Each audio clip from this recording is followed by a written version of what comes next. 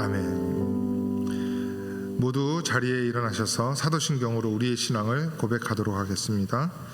전능하사 천지를 만드신 하나님 아버지를 내가 믿사오며 그 외아들 우리 주 예수 그리스도를 믿사오니 이는 성령으로 잉태하사 동정녀 마리아에게 나시고 본디오 빌라도에게 고난을 받으사 십자가에 못 박혀 죽으시고 장사한 지 사흘 만에 죽은 자 가운데서 다시 살아나시며 하늘에 오르사 전능하신 하나님 우편에 앉아 계시다가 저리로서 산 자와 죽은 자를 심판하러 오시리라.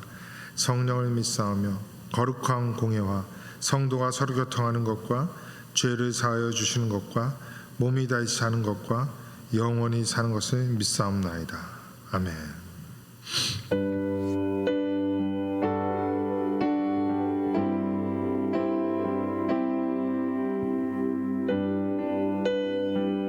가사를 마음에 품으며 찬양했으면 좋겠습니다.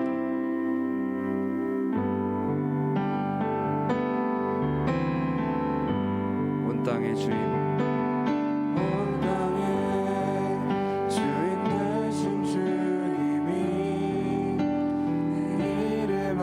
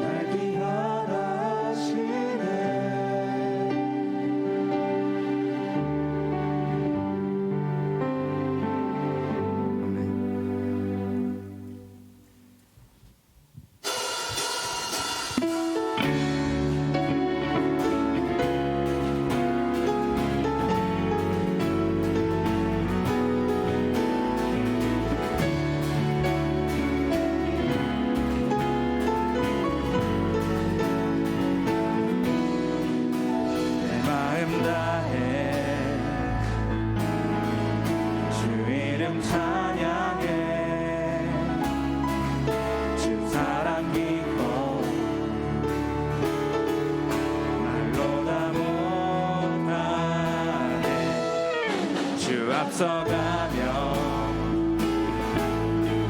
길을 만드시네 오직 내 갈망 영원히 주 찬양 내 맘에 힘이 되신 주 영원한 빛이 되신 주 모든 호흡이 주의 행하심 찬양해 주는 위대한 통치자 내 모든 것 주께 승복해 내 삶을 주의 불로 채우소서 내 마음 다해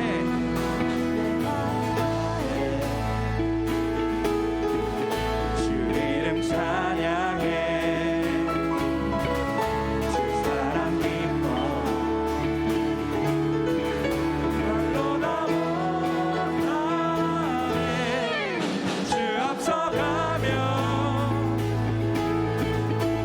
내 만드시네 오직 내 갈망 영원히 주 찬양 내 맘에 힘이 되신 주 영원한 빛이 되신 주 모든 호흡이 주의 행하심 찬양해 주는 위대한 통치자 내 모든 것 주께 승복해 내 삶을 주의 불로 채우소서 내 맘에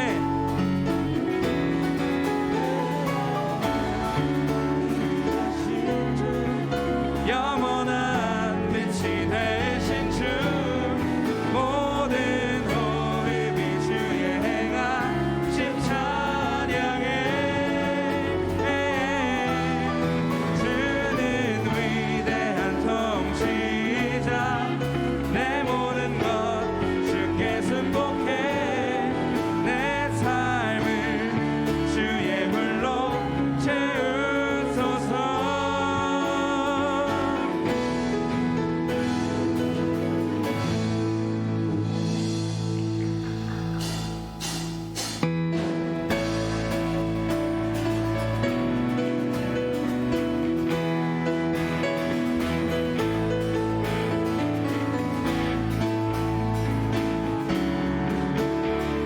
우리 주님 앞에 나아가며 찬양합니다. 갈 길을 밝히 보이시니 주 앞에 빨리 나갑시다. 우리를 찾는 구주 예수 오도라 하시네 갈 길을 밝히 보이시니 주 앞에 빨리 나갑시다. 우리를 찾는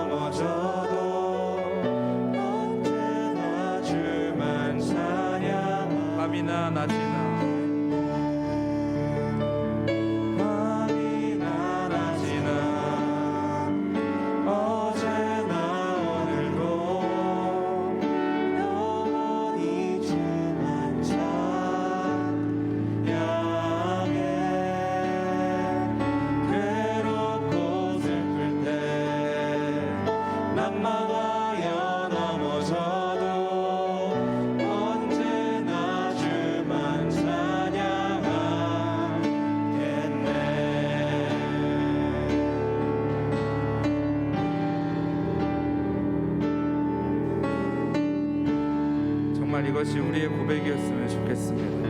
우리 고백한 대로 우리 마음 다해 어떤 상황이든지 우리가 영원히 주님을 찬양하겠노라고 선포했으면 좋겠습니다. 우리 이 시간 계속해서 같은 고백으로 찬양합시다. 나의 소망 되신 주, 나의 소망 되신 주, 주를 바라봅니다.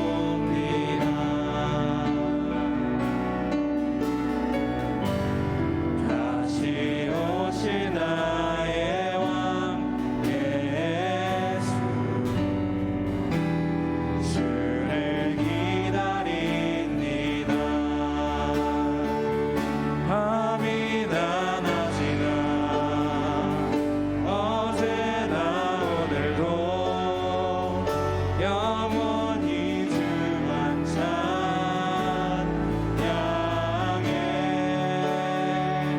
외롭고 슬플 때 난망하여 넘어져도 언제나 주만 찬양하겠네. 밤이나 낮이나 어제나 오늘도 영원히 주만 찬양해. 외롭고 슬플 때 난망하여 넘어져도 언제나 주만 찬양하겠네. 밤이나 낮이나 밤이나 낮이나 어제나 오늘도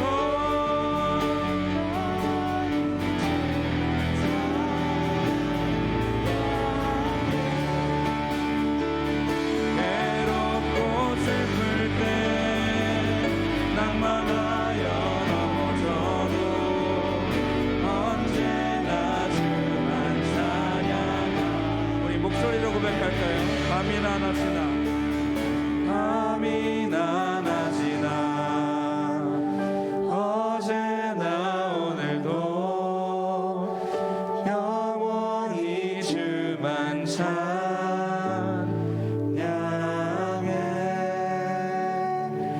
괴롭고 슬플 때 낭망하여 넘어져도 언제나 주만 찬양하겠네.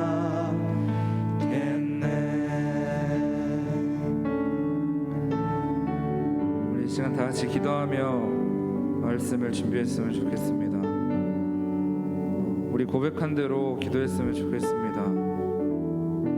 온 땅의 주인 되시는 이 주님이, 그 완벽하신 주님이 우리와 함께 있길 원한다는, 우리가 주님을 바라보지 못하는 그 상황 속에서도 주님을 바라보기 원하고, 슬프고 낭망하고 또 기쁠 때도 주님을 계속해서 따라가겠노라고 고백하는 우리 시간, 우리의 삶이 되고 우리의 고백이 될 수 있는 마음 허락하여 달라고 기도하며 말씀을 준비했으면 좋겠습니다. 기도합니다.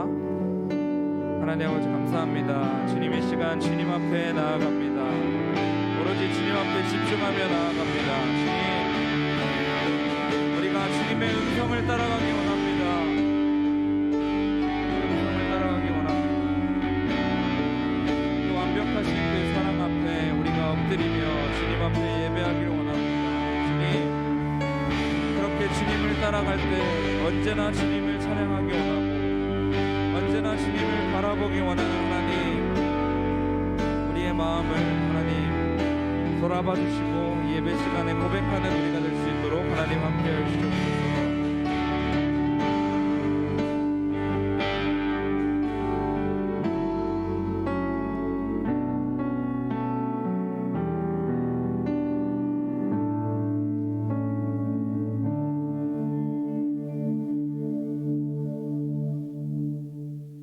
하나님 아버지, 거룩한 주일을 저에게 허락하시고 하나님 앞에 나와 예배할 수 있는 은혜 주심에 감사드립니다. 저희가 세상 그 어떠한 것과 비교할 수 없으신 존귀하시고 높으신 하나님을 찬양하게 해주세요. 오늘은 9월 첫째 주일 예배로 하나님께 나아가오니 받아 열납하게 하여 주세요. 한 주간의 삶을 주님께 회개합니다.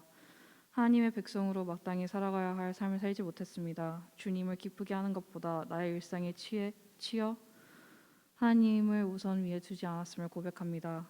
이 시간 저희들의 죄를 자백하오니 용서하여 주시고 주님만을 사랑하는 시간 될 수 있도록 긍휼을 베풀어 주세요.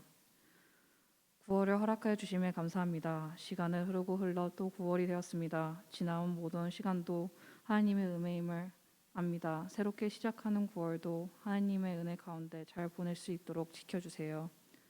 특별히 새 학기가 시작되고 새로운 하반기가 시작되는 9월입니다. 새로운 마음으로 다시 시작할 수 있도록 저희들의 마음을 붙잡아 주세요.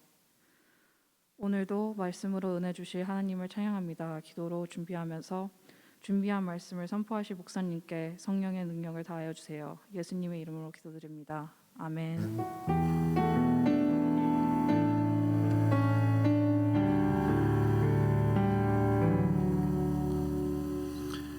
함께 보실 말씀은 마태복음 5장 17절에서 20절 말씀입니다. 우리 교독하도록 할게요. 한 절씩 교독하도록 하는데 마태복음 5장 17절에서 20절 말씀입니다. 마태복음 5장 17절에서 20절 말씀입니다. 제가 먼저 17절 읽겠습니다. 내가 율법이나 선지자나 폐하러 온 줄로 생각지 말라. 폐하러 온 것이 아니요 완전케 하려 함이로라.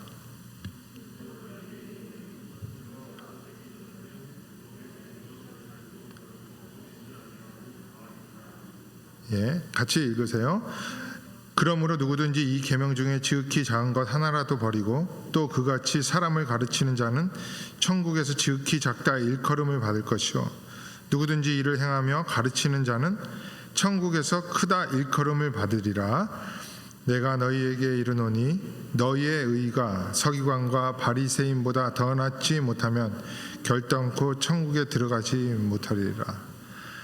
평소에 설교 준비하는 것처럼 준비를 하고 원고를 작성을 했습니다. 그런데 평소보다 2배는 아니고 약 70-80% 이상 더 많이 하게 되었어요. 그래서 이거를 내용상 한 번에 다 해야 하는데 다 하다 보면은 여러모로 어렵다는 생각이 들어가지고 오늘 설교를 중간에 끊고 다음 주에 이어서 하려고 합니다. 약간 어설프게 끝나더라도 그런 줄 알고 이해해 주시기 바랍니다. 우리가 살아가는 모습을 따라서 여러 가지 생활로 나뉩니다.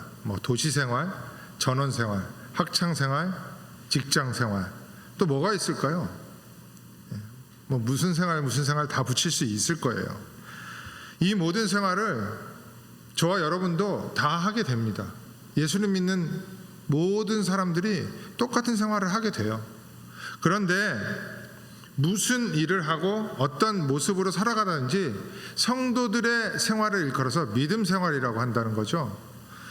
그러니까 우리의 생활은 믿음에서 벗어날 수 없다는 것입니다. 이 말은 성도라면 믿음에 대한 개념을 바로 이해할 때 생활이 제대로 될 수 있다는 거예요. 그래서 여러분들에게 성경이 말하고 있는 믿음의 개념에 대해서 계속해서 말씀을 드리고 있는 것입니다. 물론 여러분들도 오랜 동안 신앙생활을 해왔고 예배를 드려왔기 때문에 믿음에 대해서 계속 들어왔을 거예요. 하지만 이것을 유기적으로 한목에 몰아서 성경 공부를 하거나 설교를 들어본 적이 없을 것입니다. 제가 그래왔고 제가 여러 교회에서 설교를 하면서 그 교회에 가서 물어보기도 했고 또 동료 사역자들에게 물어봤을 때 그러한 일이 거의 일어나지를 않습니다. 그래서 믿음이라는 것이 파편화되어 가지고 희미하게 흐릿하게 있긴 합니다. 그러나 정확한 개념을 잘 잡고 있지 못하는 것 같아서 여러분들에게 말씀을 드리는 거예요. 이 믿음의 개념을 잘 잡고 있지 못하면은 대부분의 사람들은 이 안에 존재하는 종교성 때문에 종교 생활을 할 수밖에 없어요. 그리고 그 삶의 모습이 율법주의화 돼가지고 율법주의자처럼 되어서 믿음 생활이 오히려 기쁨이 아니고 참 자유하는 믿음 생활이 아니라 무거운 짐이 될 수밖에 없다는 것입니다. 그런 삶은요, 타 종교인들이 하는 그 종교 생활이라고 할 수 있는 것입니다. 수많은 사람들이, 교회를 다니는 사람들이에요, 믿음 생활에 대해서 생각하기를 율법을 지키는 생활이라고 생각하고 삶의 방향, 생활의 방향을 그렇게 설정을 해요. 그리고 나의 율법을 지키는 행위로 하나님께 더욱더 가까이 갔다고 생각합니다. 그렇게 관계를 설정해요.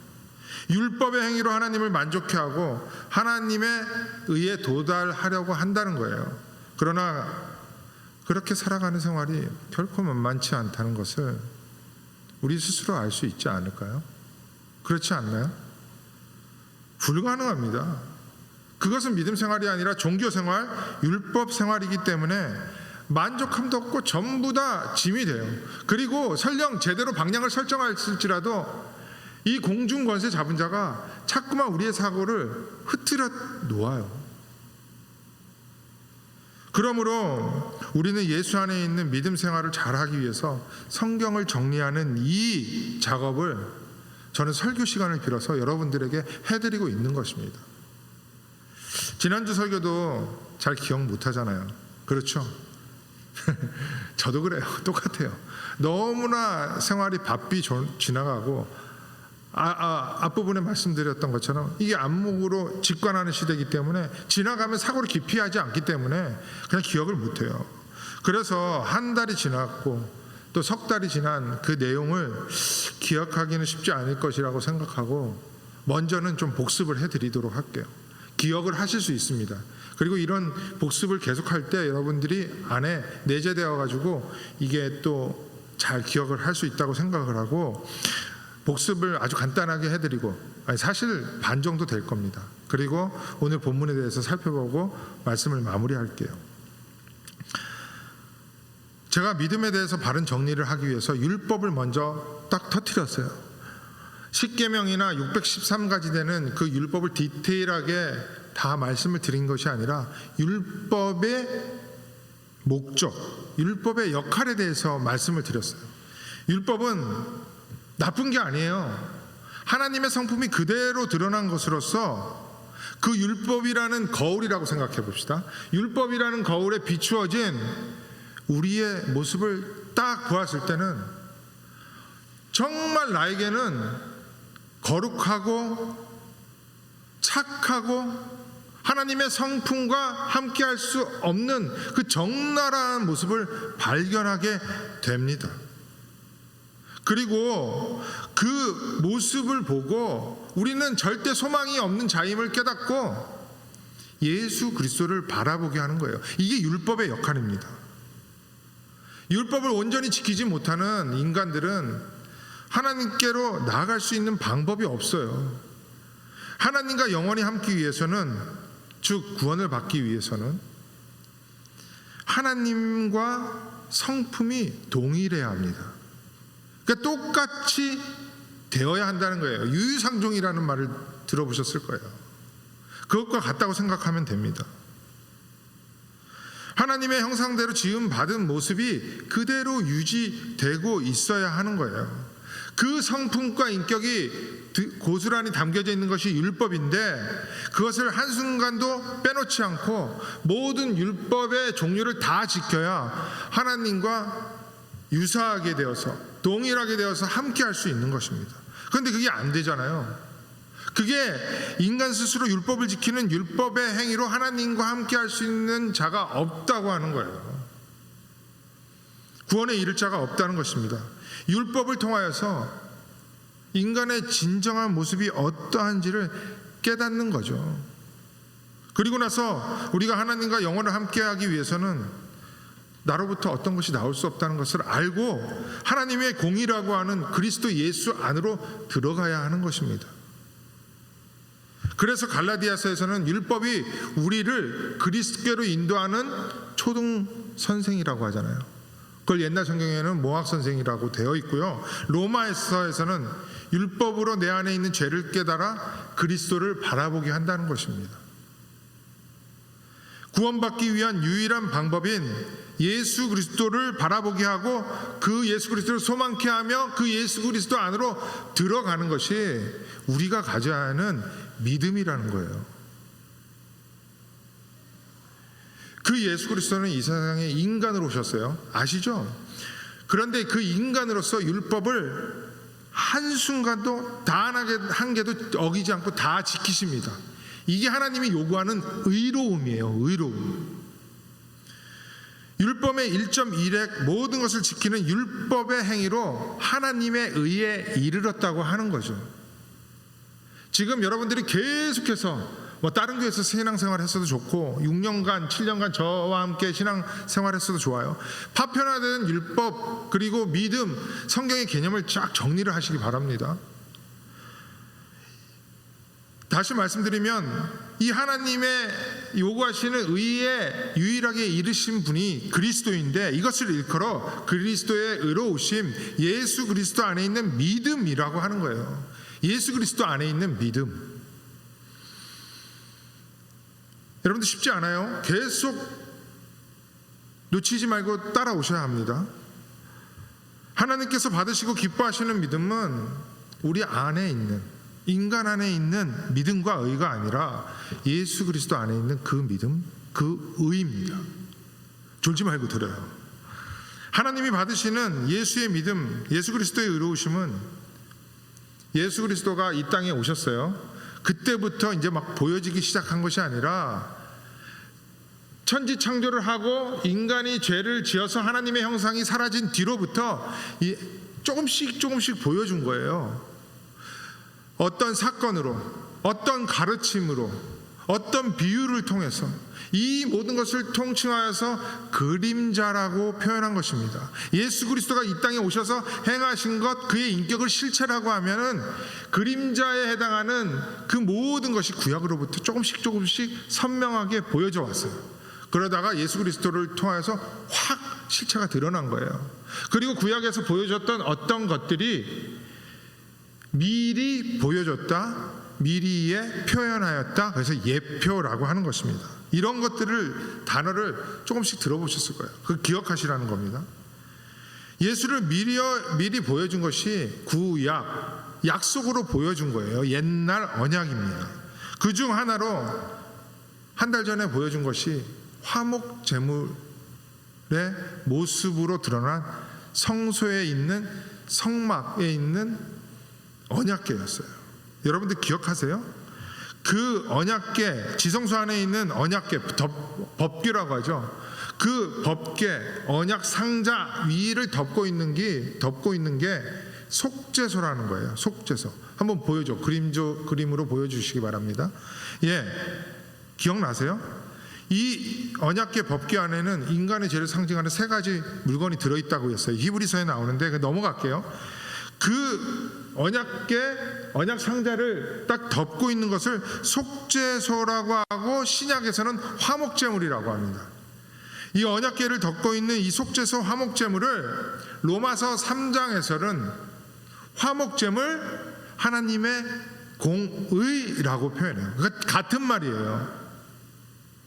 하나님의 의라고 하는 예수 그리스도의 의를 받아들이는 사람을 또한 의롭다고 간주하는 거예요. 간주. 그 의를 온전히 받아들이는 것을 정리할게요. 성경에서는 믿음이라고 하는 것입니다. 나의 확신, 내가 어느 정도 행함으로 믿는 정도가 우리의 믿음이 아니라 바로 이것을 그대로 받아들이는 것을 믿음이라고 한다고요. 이걸 몰라도 된다고 생각하면 안 됩니다. 왜냐하면 믿음을 오해하기 때문에 그래요. 이걸 다 알아야 해요. 제가 예전에 믿음이란 3가지 요소가 있다고 했죠. 이거는 제가 말한 게 아니라 웨스트민스터 대여리, 소여리 문답 다 나오는 거예요. 지식, 동의, 신뢰, 이 3가지의 요소가 복합적으로 이루어져 있습니다. 그러나 논리적으로 설명을 드리기 위해서 나누어서 설명을 하고 있는 거예요. 이것이 지식이고, 이것이 동의고, 이것이 신뢰, 나누어져서 우리의 삶이 단계별로 올라가는 것이 아니라 이게 복합적으로 이루어져서 우리의 믿음 생활을 드러내게 되어 있습니다. 설명의 편상 지식에 대해서 좀 말씀을 드리게 되는데 오늘까지 이 지식에 대해서 조금 말씀드리고 다음부터는 동의와 신뢰, 이것을 빨리 나갈 수 있어요. 지식이 가장 어려우니까. 여러분들에게 물어볼게요. 여러분들 믿음이 있으십니까? 믿음을 가지고 계세요? 아마 있을 거라고 생각하고 아멘이라고 할 것입니다. 우리는 또 순복음 계통의 교회가 아니라서 대답하기를 좀 두려워하고 꺼려하는 것 같은데, 너 믿음 있어? 정말 믿음이 있어? 이렇게 물어보면요, 어떻게 생각해야 한다고 했습니까? 누구의 믿음? 나 정성기의 믿음이 아니라 나에게 있는 믿음은 예수 안에 있는 믿음을 온전하게 받아들이는 믿음입니다 라고 생각을 하면서 아멘 해야 한다는 거예요. 나의 주관적인 확신 정도가 아니라. 여러분들 안에 분명히 이렇게 살아가는 분들이 있을 거예요. 이번 주간 망했어. 개인적인 경건 생활도 완전히 바닥이고, 그것으로 인해서 저 사람들과 관계도 안 좋아. 교회 오는 것조차도 싫어. 그렇기 때문에 그때 어떻게 목사님은 그때 딱 야, 너 잘 살아서 믿음 있어? 이렇게 물어볼 수도 있는 거예요. 지금 설교 시간을 통해서. 그러면 난 믿음 없는 것 같아. 이게 아니라는 거예요. 믿음은 그렇게 흔들릴 만한 것이 아니라 예수 그리스도가 행하신 모든 것 안에 있는, 예수 안에 있는 믿음을 내가 받아들이는 것을 믿음이라고 한다는 거예요. 알겠죠? 그러니까 믿음이 흔들렸다고 해서, 흔들렸다고 생각해서 내가 믿음이 없어지는 것이 아닙니다. 내 생활이, 나의 삶이 조금 연약해진 거예요. 여러분, 믿음에 대해서 정리해 드릴게요. PPT 띄워주세요. 그 다음, 이거는 어디 책에 나오는 게 아니라 제가 그냥 나름대로 정리해 본 거예요. 나의 모든 행위에 죄가 스며 들어있다는 것과, 심지어 어느 정도냐면은 내가 믿음의 행위를 할지라도 그 안에는 죄가 묻어 있어요. 순전하지 못해. 인간의 요만큼의 마음에 오염이 묻어 있다는 거예요.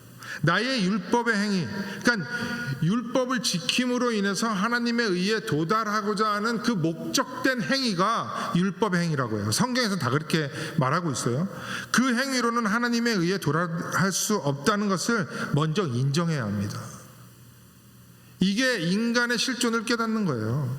그리고 오직 예수 그리스도가 이루신 십자가의 길, 믿음의 길을 받아들이며 주님의 의 안으로 들어가야만 하나님 앞에서 의롭다함을 얻는 복음을 온전히 받아들이고 확신하며, 조금 말이 어색해도 좀 이해해 주세요. 주님께 담대히 나아가는 것이다. 이걸 믿음이라고 합니다. 제가 한 문장으로 쭉 설명하려고 하다 보니까 좀 무리가 따른 거예요. 문법적으로도 그렇고. 그래서 우리는 예수 안에 있는 그 믿음, 의를 알기 위해 말씀을 공부해야 하는 거예요. 그 내용을 제대로 알고 받아들이는 것이 우선적으로 해야 할 일이라는 것입니다. 순서적으로 그렇게 해라고 하는 것이 아니라 우선순위에 있어서 예수를 알고자 하는 것, 말씀을 경청하는 것, 개인적으로 묵상하는 것, 성경 공부 안에 들어오는 것, 이런 것이 등한시 되어서는 안 된다는 거예요. 어떤 교회 생활보다 더 중요하다는 거예요. 교회가 약해질 때 나타나는 공통적인 현상이요, 말씀 약합니다. 교회가 분주해요. 뭔가 하는 것 같아. 으쌰으쌰 쿵짝쿵짝거리는데 설교 시간에 힘이 없어. 성경 공부 시간엔 들어오지도 않아. 말씀을 나눈 것이 어색해집니다. 이 공통적인 현상이에요. 이것이 저와 여러분들의 삶 가운데 경계를 해야 하며 적용해야 할 첫 번째라는 거예요.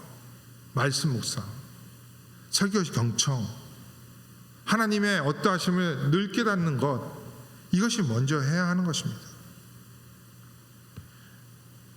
여러분들과 같이 정말 내 활동이 활발할 때 하나님의 말씀을 잘 알고자 노력해야 돼요. 제가 찬양 시간에 찬양을 하면서 여러분들의 뒷모습을 보고 이름을 적는데 나는 쟤 알아. 분명히 알지. 몇 명 안 되잖아요. 다 아는데 갑자기 이름이 생각이 안 나요. 수정이를 아는데 갑자기 이름이 생각이 안 나. 출석 이름표를 체크하는데 이름이 써 있는 게 아니라 그 정도가 될지는 몰랐어요. 전 이런 셀폰이 없는 시대에는요, 제가 합창단 120명의 이름과 거의 주소도 외우고 전화번호도 외웠었거든요. 여러분들 시대에 이렇게 될 줄 몰랐어요. 책을 읽어도 옛날 10년 전에 읽던 그 기억력이 없는 것 같아요. 물론 시대 때문에 그럴 수도 있어요. 그러니까 여러분 때 말씀을 읽고 노력하고 알고자 하는 것을 정말 최선을 다해야 한다는 거예요. 꼭 그렇게 사시길 바랍니다. 여러분들 가운데 우리 전가족 수련회에 참석하신 분들이 있을 거예요. 7월 초에 있었다. 그때 강사로 오셔서 저는 개인적으로 너무나 좋은 말씀의 영향을 받았어요. 은혜도 많이 받았는데요. 그 양충길 목사님이 지금 사역하는 필그림 선교교회 담임 목사로 가셨을 때, 부임하셨을 때 일이라고 합니다.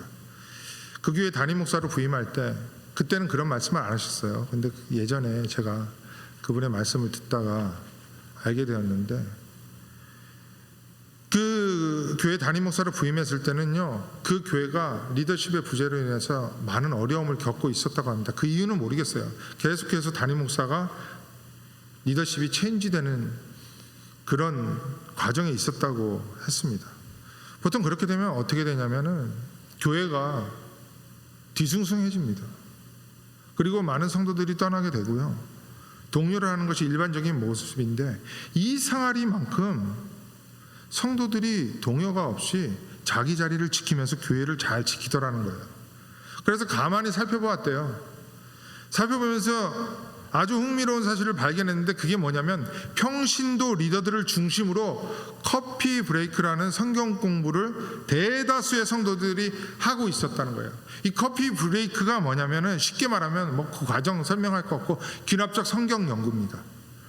평신도 리더들을 세우고 리더들이 대충 그 모임을 그냥 교제 중심, 나눔 중심으로 이끌어가는 것이 아니라 중앙에 리더십 세미나 다 다녀오는 거예요.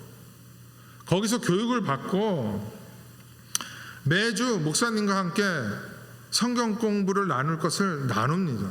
마치 우리 순모임과 비슷해요. 그들을 중심으로 매주 소그룹 성경 공부가 이루어지는 거예요.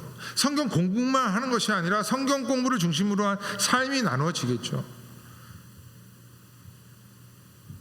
이것을 계속 하다 보니까 흔들림이 없다는 거예요.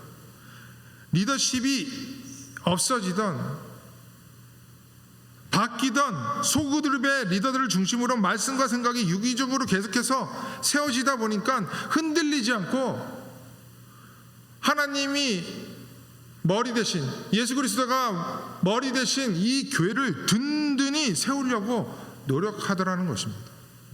믿음의 본질을 온전히 받아들인 자들은요, 상황과 환경에 어려움이 올지라도 믿음 생활을 하는 것이 당연한 것이기 때문에 그렇게 살아가는 거예요. 여러분들, 이들이 자기들의 생활 가운데 개인적인 삶을 다 포기하고 성경 공부만 했을까요? 교회 사람들만 만나서 교제했을까요? 아니에요. 회사 다니고 장사하고 공부하고 학교 다니고 애 키워요. 다 그런 삶을 하면서 믿음 생활을 한 것입니다.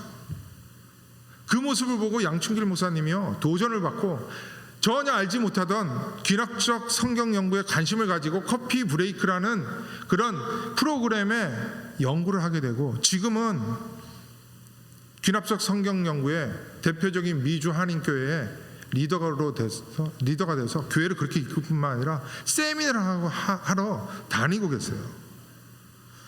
그리고 요새는 교단에 따라 동성연애 인정하는 거 아시죠? 어떤 교단은 그걸 인정해요, 공식적으로. 그래서 여기는 교단 깃발 있고 노예 깃발 있고, 이쪽에는 대한민국이래. 미국 성조기와 함께 그 무지개 하는 색깔 빠진 것까지 걸려 있는 교회도 수두룩합니다. 이 목사님이 속해 있던 그 교회가요, 동성연애를 인정하는 교단이었어요. 진리와 타협할 수 없겠죠. 하나님의 말씀을 올바로 연구하다 보니까. 그러다 보니까 어떻게 되는지 아세요? 그 교단에서 나와야 되는 거예요. 근데 그 교단은 우리 영생장로교에 속해 있는 교단과 같지 않아가지고 이 교회 건물이고 이런 기타, 앰프, 피아노 전부 다 교단 소속 재산이 되는 거예요. 나가야 되면 그거 다 내려놓고 나가야 돼. 결단을 합니다. 그거 다 내려놓고 교회를 나가요.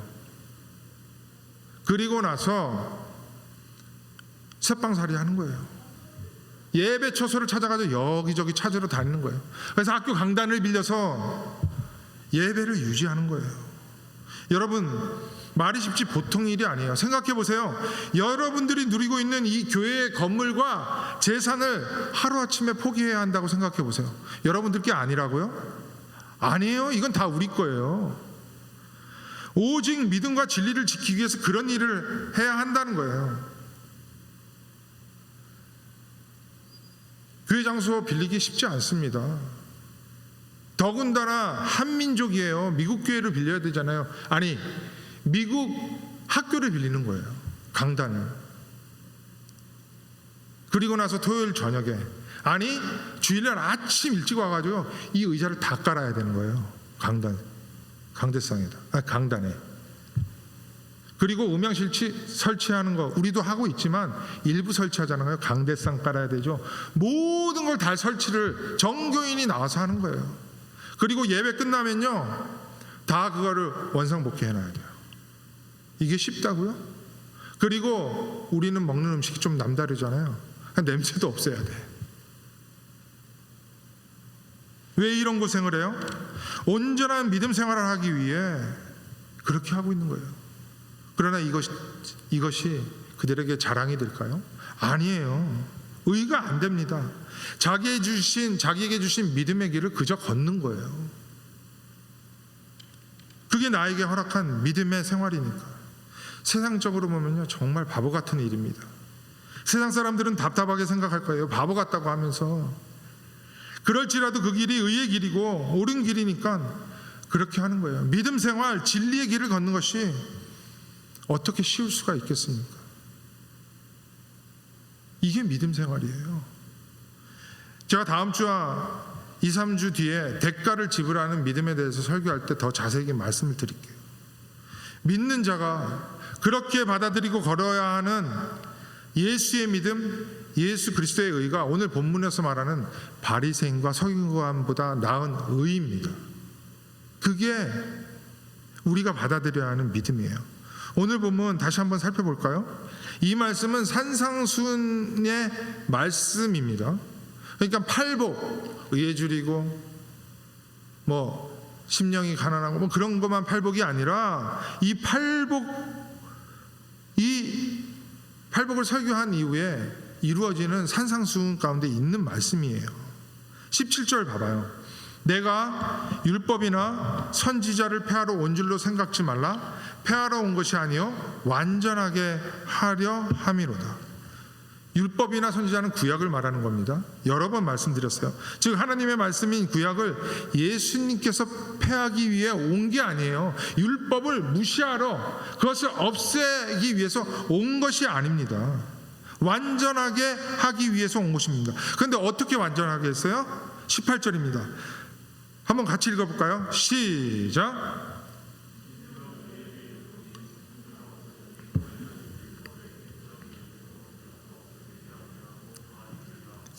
율법과 선지자들이 예언한 예수 그리스도가 인간으로 오셔서 하나님께서 인간에게 율법의 행위를 요구하시죠.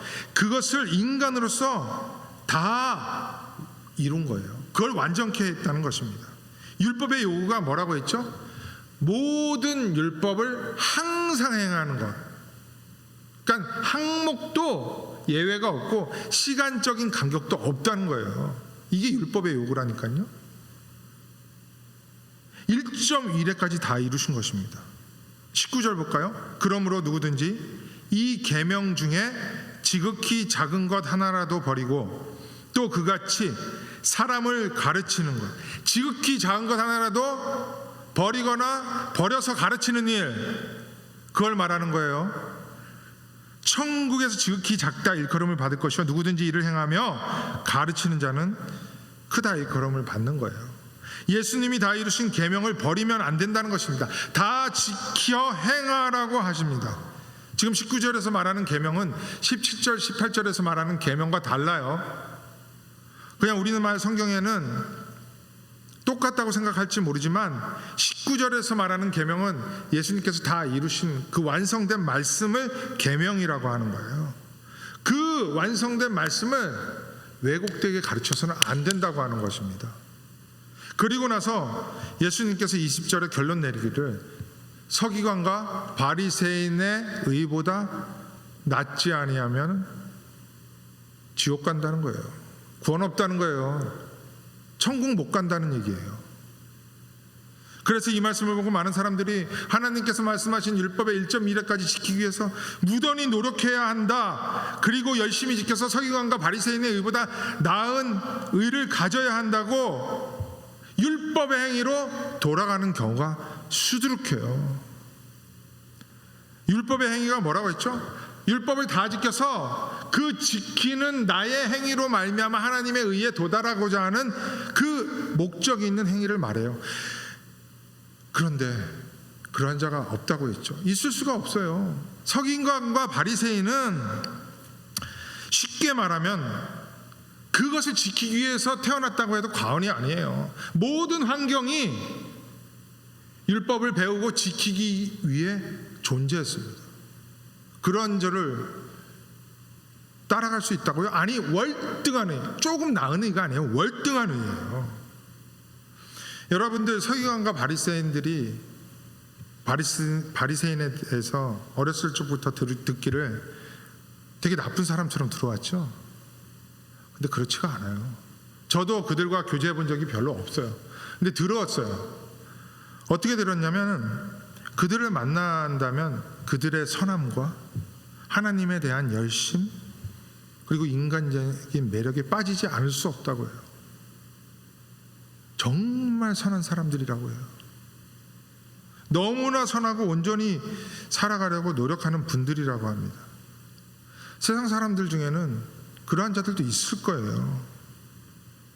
그들보다 더 나은 일을 가지고 있는 자들도 있을 거라고요. 아마도. 그러나 성경에서 말하고 있는 서기관과 바리새인의 의보다 더 나은 의는 율법적으로, 도덕적으로, 윤리적으로 그렇게 선하게 살아서 의를 소유하는 의가 아니라 예수 그리스도의 의를 말하는 거예요. 예수 그리스도의 의. 항상 결론은 뻔하지. 예수 그리스도 안에 있는 거. 하지만 잘 생각해 보셔야 합니다. 지금 예수께서 마태복음 5장부터 선포하고 계시는 이 산상수훈의 말씀, 심령이 가난하고 애통하며 의에 줄이고 목마르며 등등을 계속 말씀하고 계시잖아요. 의에 줄이고 목마른 것뿐만 아니라 그 의를 위하여 핍박까지 받는 것, 부족해서 뭐라고 해요? 세상의 소금이 되라, 빛이 되라, 살인하지 말라, 간음하지 말라, 맹세하지 말라, 원수 사랑해라. 세상에 원수 사랑하는 사람이 얼마나 있을까요? 그것도 겉으로 드러나는 것뿐만 아니라 너의 속마음까지 진실하게 율법을 지켜, 이렇게 말하고 있잖아요. 요구하고 있잖아요. 솔직한 것이 아니라 여러분들 다 아시죠? 저도 그렇게 못 살아요. 한경직 목사님도 그렇게 못 살았다고 해요. 남이 할 수 있는 속마음까지 온전한 그 의, 서기관과 바리새인보다 나으니 이게 가능해요? 아니요. 구약의 율법을 포함해서 산상수훈의 어느 한 가지 정말 제대로 지킬 수 있는 우리가 아닙니다. 인간의 실존을 보라고요. 그럼에도 불구하고 주님께서는 요구하고 있어요. 서기관과 바리새인보다 나은 의를 가지라고. 그것도 부족하여서 마태복음 5장 마지막 절 48절 한번 봐봐요. 올라오고 있네요. 한번 읽어보세요. 시작.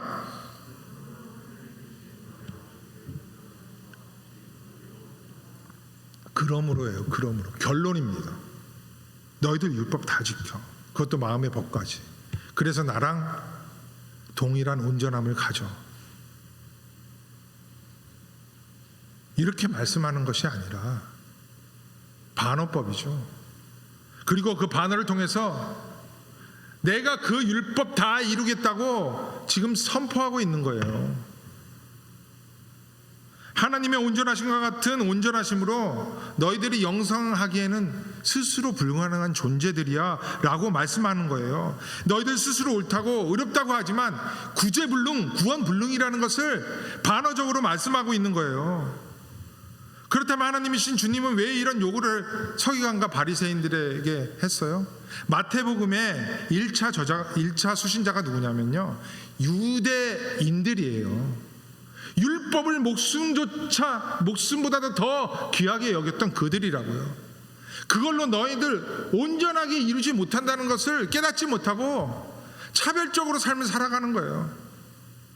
그리고 딱 막어. 이거 아니라는 것입니다.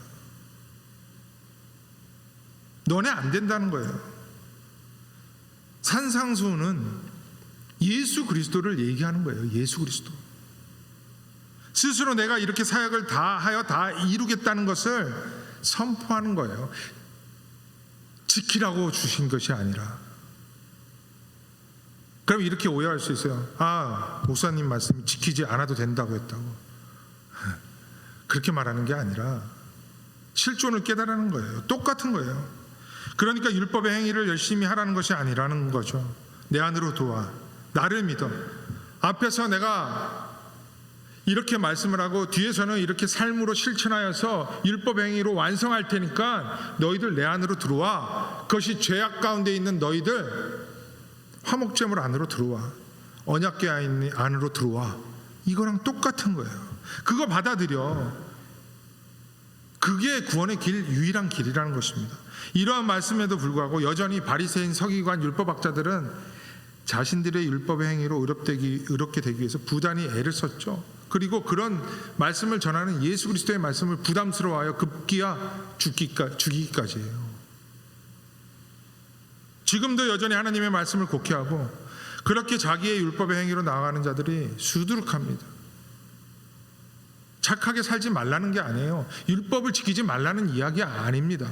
열심히 지켜서 행하되 그것을 나의 공의로 쌓지 않아야 한다는 거예요. 그 일을 쌓을 때 하나님께서 복 주신다고 하는 자들도 있는데 단언컨대 거짓 선지자, 광명의 천사로 가장한 사탄이에요. 율법과 선지자의 요구를 자기 스스로도 이루기 위해 노력하면서 번아웃 되는 인생들이 있죠. 이 산상수훈의 끝, 그리고 중간에 예수님이 행하신 사역 뒤에 이런 말씀을 합니다. 마태복음 11장 28절에서 30절이에요. 수고하고 무거운 짐진 자들아. 무슨 수고하고 무거운 짐을 졌어요? 율법의 행위를 다 지켜서 하나님의 의에 이르기 위해서 수고하고 무거운 짐 졌다는 거예요. 다 내게로 오라. 내가 너희를 쉬게 하리라. 나는 마음이 온유하고 겸손하니 나의 멍에를 메고 내게 배우라. 그리하면 너희 마음이 쉼을 얻으리니 이는 내 멍에는 쉽고 내 짐은 가벼움이라. 율법의 행위로 자기의 의로움을 만들기 위해 수고하는 자들아, 그것은 완성될 수 없는 거야. 하나님에 의해 이르기에 턱없이 부족하고 구원을 받을 수 없고, 그런 것을 좀 알아. 완전하게 이루어진 나의 믿음, 나의 의 안으로 들어오라고 주님께서 초청하는 거예요. 그래야 쉼을 얻을 수 있는 샬롬이 있는 거예요. 하나님 나라의 평강을 말하는 것입니다. 다시 말씀드리지만 마태복음의 1차 수신자는 유대인들이었어요. 율법주의적인 유대인들, 그 율법의 행위로 하나님의 온전하심에 이르고자 하는 이 인생들아, 착각하지 마. 너네들의 수고하고 무거운 집, 그 율법의 행위를 내려놓으라고 하는 것입니다. 마태복음 11장 28절에서 30절 말씀을 단순히 속세의 삶을 살다가 지친 사람들이 교회에 들어오게 되면 마음의 평안, 쉼을 얻는다는 얘기 아니에요. 그러면은 절간에 가서 연부라는 걸 잘 들어보세요. 진짜 평안 와요. 그런 쉼이 아닙니다. 만약에 그렇게 받아들이면 노노, 맹자, 석가모니, 도덕경 다 이 말씀을 적용할 수 있어요. 봐봐요. 수고하고 무거운 짐 진 자들아 공자에게 오라, 석가모니에게 오라, 마하모트에게 오라 등등등 내가 너를 쉬게 하리라. 이런 말도 안 되는 말씀을 하는 것이 아닙니다. 오직 예수 그리스도의 의 안으로 들어와. 좀 무거운 짐 벗어. 신앙생활하면서 믿음 생활하면서 좀 자유롭고 기쁘게 생활을 해. 내 안에 있는 자유가 어떤 자유야? 내가 이룰 수 없는 그 한계를 주님이 다 이뤘다는 거 아니에요? 이 복음의 은혜를 받아들인 자가 어떻게 그렇게 무겁게 살 수 있어? 그렇게 말씀하는 겁니다. 믿음은 예수 그리스도에게 있는 의를 받아들이고 그 안으로 들어가는 것입니다. 오늘 말씀을 마칠게요. 어설프게 마친다고 그랬죠. 좀 그래도 길었어요. 여러분, 예수 그리스도의 믿음 안으로 들어가는 것이 행위예요, 아니에요? 질문 하나 하고 마칠게요.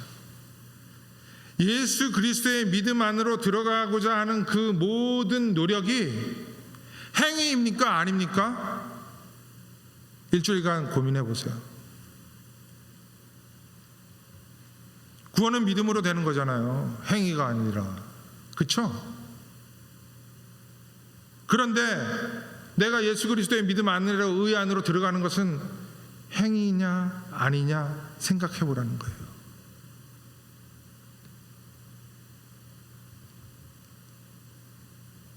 일주일도 한번 진짜 생각해 보세요. 그리고 그거에 대한 어떤 성경적 답변을 얻는다면 저에게 간단하게 정리해서 카톡으로 주세요. 보상 휴가는 아닙니다. 매주 예배는 드려야 하니까 보상을 하겠습니다. 노력해 보라는 거예요. 이어서 그거에 대한 답변과 함께 계속 이어지는 말씀을 다음 주에 드릴게요. 좀 어색하게 끝났지만 기도하고 설교를 마치겠습니다. 기도하겠습니다. 주님, 믿음에 대해 묵상하고 있습니다. 하나님은 우리에게 서기관과 바리새인의 의보다 더 나은 의를 요구하고 있는데 그 의는 내가 종교생활, 율법생활을 함으로 이룰 수 없다는 것을 살펴보았습니다. 그리고 그 의는 예수 그리스도 안에 있는 의임을 알았습니다. 그리스도 안에 있는 이 의를 온전히 받아들이기 위해 우리의 삶 가운데 깊이 있게 성경을 묵상하며 그 묵상함으로 나의 삶에 하나님의 말씀이 나타나 하나님의 백성으로서 하나님 나라를 살아갈 수 있는 능력 있는 기쁨을 입은 자유로운 삶을 살아갈 수 있도록 우리에게 복내려 주시옵소서. 예수 그리스도의 이름으로 기도드렸습니다. 아멘.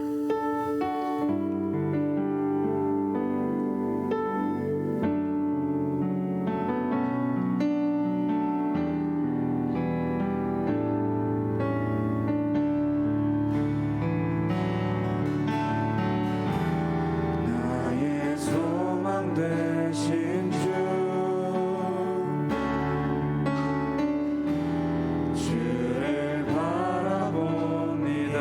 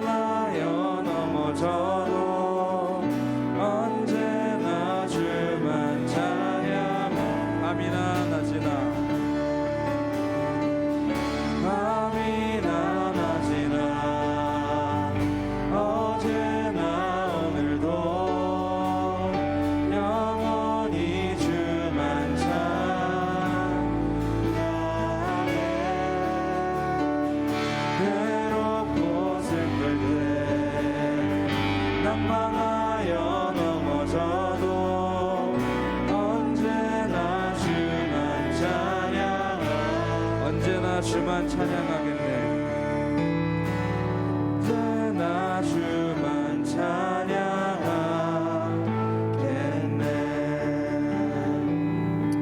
하나님, 우리의 찬양이 우리의 삶이 될 수 있도록 인도하여 주시옵소서.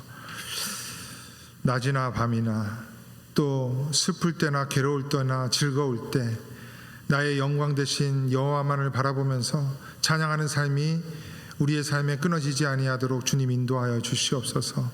그렇게 찬양하는 마음으로 주님 앞에 헌금을 드립니다.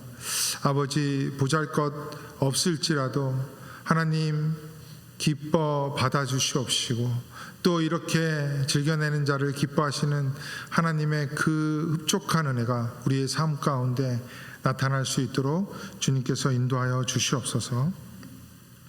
지금 우리 주 예수 그리스도의 은혜와 하나님의 사랑하심과 성령님의 인도 역사하시는 은혜가 서기관과 바리새인보다 나은 의가 무엇인지를 온전히 알고 받아들이며 그 의를 내 평생 붙들어야 하는 의인 줄 알고 살아가면서 온전한 믿음을 가져 구원에 이르기를 소망하는 우리 영생장로교회 청년부 형제자매의 머리 위에 이제부터 영원토록 함께 있을지어다. 아멘.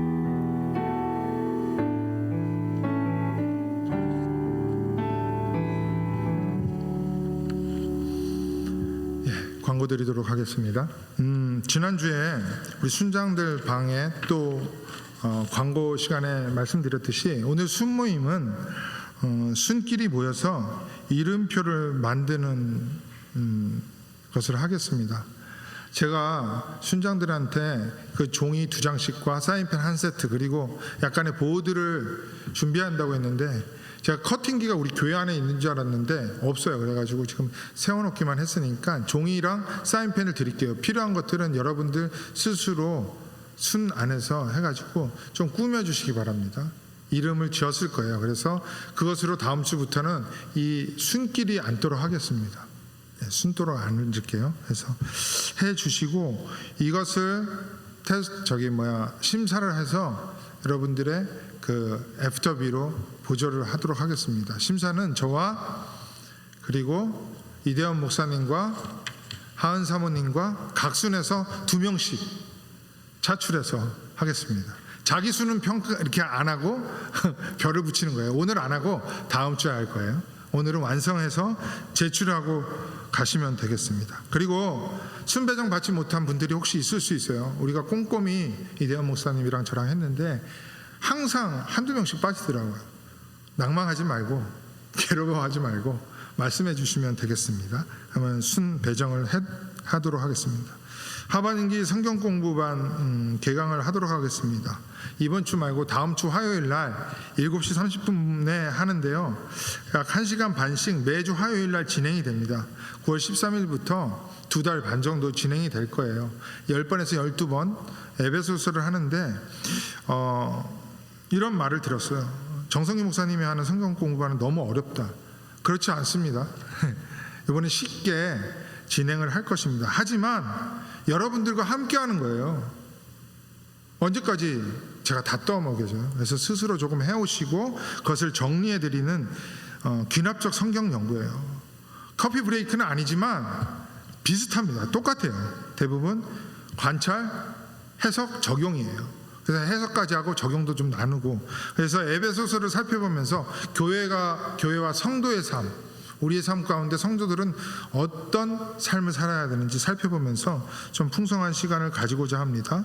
저한테 신청을 해주시고요. 줌을 통해서 진행됩니다. 금요 모임 광고 드릴게요. 이번 주 힘투워십으로 8시에 우리 항상 모이는 찬양대실에서 모이게 됩니다. 8시 찬양팀과 우리 준비해 주시고요. 힘투워십 있습니다. 꼭 기억해 주시기 바랍니다. 오늘 주보 우리 청년부 단톡방에도 올려드릴게요. 자꾸 잊으시는 분이 있는데 해주시면 감사하겠습니다. 이번 주가 아니라 다음 주 화수목 필라 교회 협의회 주관으로 복음화 대회가 있습니다.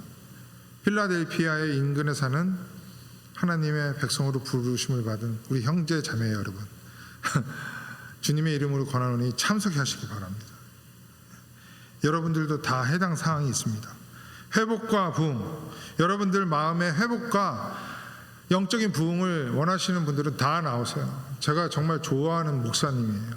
설교는 많이 듣지 않지만 가끔 가다 들으면은 정말 말씀이 풍성하신 분이에요. 예, 송태근 목사님인데요.